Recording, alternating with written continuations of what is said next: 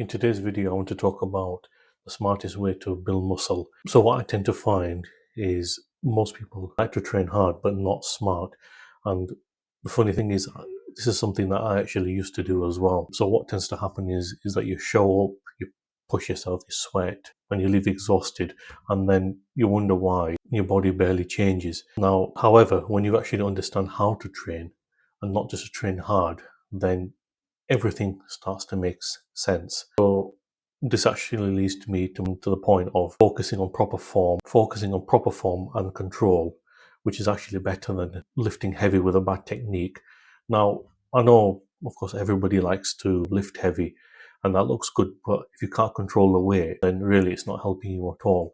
So muscles actually grow with tension. They don't grow from just throwing weight around. And what this actually means is that when you slow down your reps, you actually feel the muscle working.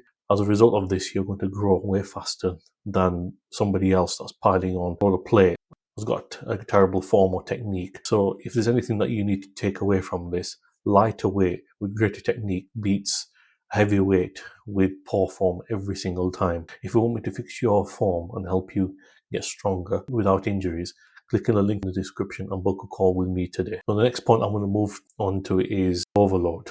And what that in essence means is one of the things I want to talk about now is progressive overload and how it's done correctly. So a lot of people think progressive overload means adding a lot of weight on maybe onto a bar or an extra dumbbell, etc. It's not really what it means, and that's not how it works either. So real progress is actually an extra rep or an extra set or adding a bit more weight to the bar, all with better control than trying to jump ahead too quickly.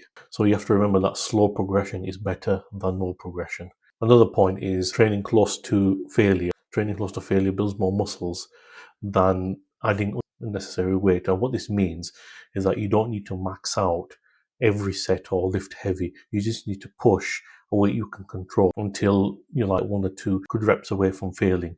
So this is actually when muscle building happens. When the weight is too heavy, what tends to happen is people stop way before the point, or what they might do is cheat the reps to make it easy for themselves.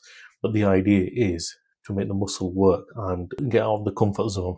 Another point I want to move on to is the importance of targeting the right muscles within tension, which is also known as one of the things that changed my whole training was actually focusing on the muscle I'm actually trying to work. Because if you're actually doing back exercises and all you're feeling is your biceps, then really you're not training your back. If you're doing glute exercises and all you're feeling are your quads, you're not really training your glutes. The point is that slowing down and feeling the movement makes a huge difference. The next point is why balance training matters, not to train the so-called mirror muscles.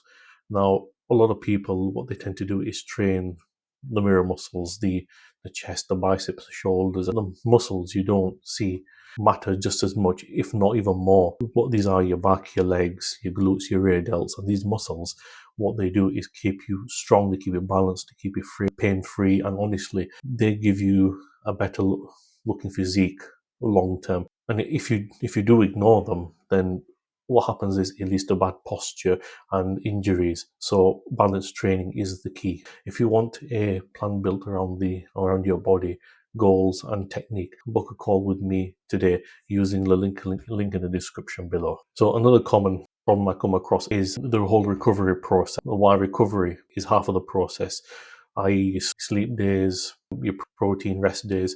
So what you can do is train perfectly, but if you're sleeping like crap and barely eating enough protein, your body won't change. So muscles are actually built outside the gym, i.e. when you're resting, when you're sleeping, when you're recovering. So getting enough sleep, eating enough protein, and actually taking rest days, pretty much half of the equation, but people overlook it. But recovery is literally a free progress. So another point I want to move on to is why consistency beats motivation and complicated routines. You're not always going to feel motivated. Some days you're going to feel fine, other days you're going to be dragging yourself in, but consistency actually beats motivation every single time. You don't need is complicated routines.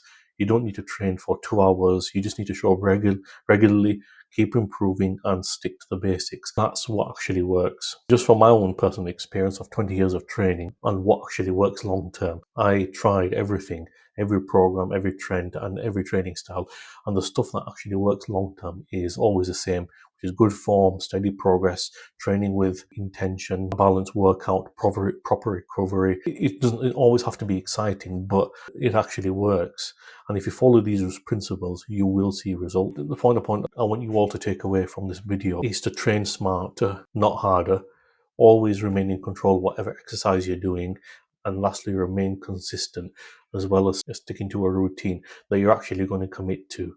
And remember, if you want me to correct your technique, help you build a train free plan, click on the link in the description and book a call with me today.